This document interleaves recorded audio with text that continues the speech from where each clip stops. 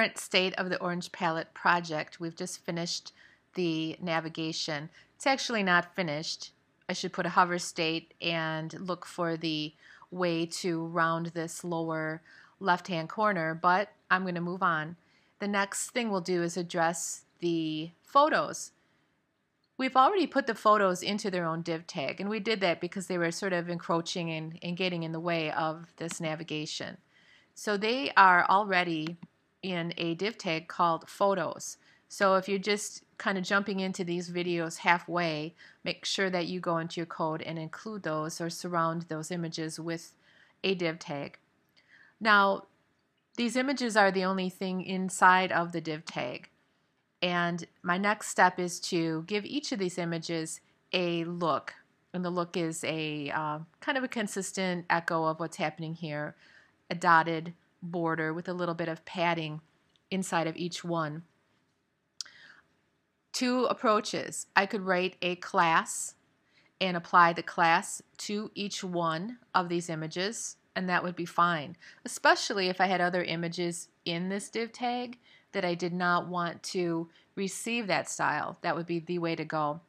However, again, because these are the only images, the only thing in this div, I'm going to write a different type of rule that will target the images, all of the images, if they are in this specific div tag. So how that will look is this. If I'm in the footer, I'm not in the footer, it says footer. If I'm in the photos and there is an image, so make sure that you are using, if you're writing this rule, IMG is the CSS way to refer to an image. So photos, image. Oh, and here I am. I'm not in the right. I need to be in a compound when I'm doing something fancy. Photos, IMG. So any image that's in the photos div will look like this.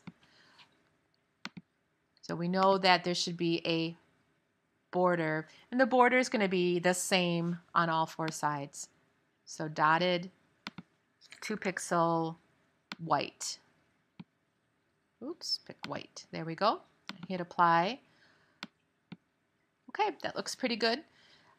And now, however, I'd like a little bit of space between the border and the image itself. So we're going to take care of that by introducing a bit of padding. And I'm just going to guess at 5. Okay. The other thing I might determine is that these images feel too close to each other, so then perhaps I could add a bit of margin on the right-hand side to push them apart. But basically, that's it. Our images are done, and we're ready to move on to the next bit of navigation.